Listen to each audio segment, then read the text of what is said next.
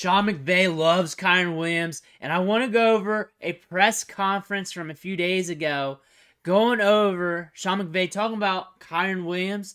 That way, we get a perspective of how he's feeling about him, so we get an idea of what to feel about Kyren Williams ourselves when it comes to our drafts next year, because we know he's been productive. We know he's been over the moon this season. Had that injury, middle of the year, came back. Just keep going ham. Just keep being productive. But drafts are going to be different next year. We're going to have different values. But looking at Sean McVay, I want you to take a look at the press conference. I want you to gather your own opinion on what he thinks about Kyren Williams, how over the moon he is, for you to gather your own opinion about him going into the offseason and possibly his touch load going forward, even though we know it's going to be high. But before we do, you need to click that subscribe button right now. We cover the waiver wire hot and heavy every single week. I help you set your lineups. I'm also a key resource for your drafts next year. If you click that button, you won't have to miss out on that. Let's take a look here.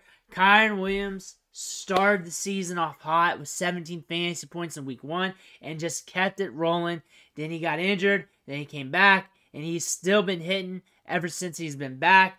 That is nothing to change there, and we look for him to continue to be productive and to continue to see a large workload here. And that might be the biggest issue with Kyren Williams, is he's getting a huge workload, a large workload compared to many other running backs in the NFL. You're seeing games where he's pushing 25-plus opportunity share. That's touches and targets together. That's a lot of work for a running back of his size and his stature. But you know what? That equates to fantasy points. That equates to production. And there's a reason why. Sean McVay loves him on the field. Sean McVay loves him some Kyren Williams. He's going to talk about that right now. Available and playing well in a December, maybe a wet game. What is that?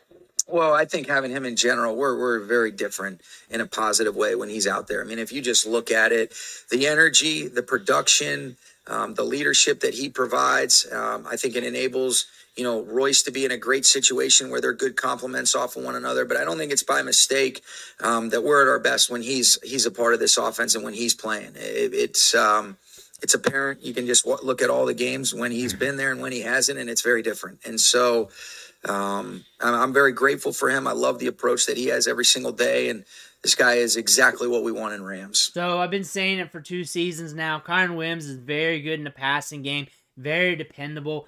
Coaches love that. We saw it last offseason. We saw it this offseason. We're seeing it now in game. We're seeing McVay talk about it at press conferences. They love running backs who run the plays correctly, good in the passing game, good in pass protection. Cam Akers wasn't getting it done in a lot of avenues, and that was very frustrating with this team. They had him in the doghouse, so the fact that they have a running back to rebound with is also a good thing for Kyren Williams, but he's a stout running back. He was stout at Notre Dame. He fell in the draft, didn't do well at the combine, but you know what? He dug himself out of that hole in training camp during his rookie season. Unfortunately, he got hurt, and then he came back, and it took him a bit, but this year, he was very productive. He proved his worth, and he's being used heavily in the passing game. Even in bad matchups, this team can rely on him because against a tough run defense, they can use him in the passing game. They can use him in pass protection. He is pretty diverse when it comes to his skill set. Very good running back prospect, a guy you really want to lean in on your team, and I can see why Sean McVay likes him.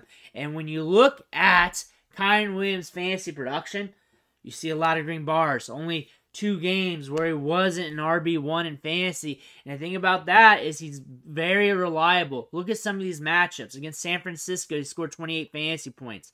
Against Cleveland, we got 20.2. We got another tough one coming up. But again, it's not just against cupcake teams. He's on the field a lot. He gets a lot of touches. He gets a lot of opportunities.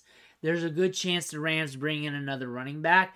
However, that running back is probably going to be a meat shield running back. That running back's probably going to be like another Royce Freeman type of running back where it's a bigger banger back between the tackles. It's probably going to take some goal line work, probably going to get some opportunities, but still, they love them some Kyren Williams, and they're going to ride Kyren Williams until the wheels falls off. which could happen when you're seeing this many opportunities. Because remember, he is seeing about 28 to 25 opportunities per game, 21.1 on average, but on the high end, he's well in the 20s, pushing 30s in some of these matchups. So the wheels could fall off in the next couple of years, and that's something you want to pay attention to. However, when you're looking at Kyren Williams here, you're going to ride him. You're going to ride a running back like this who is efficient in the passing game. You can use him in the run game, who is really allowing your offense to be more diverse, and you're seeing a big difference when he's in the offense.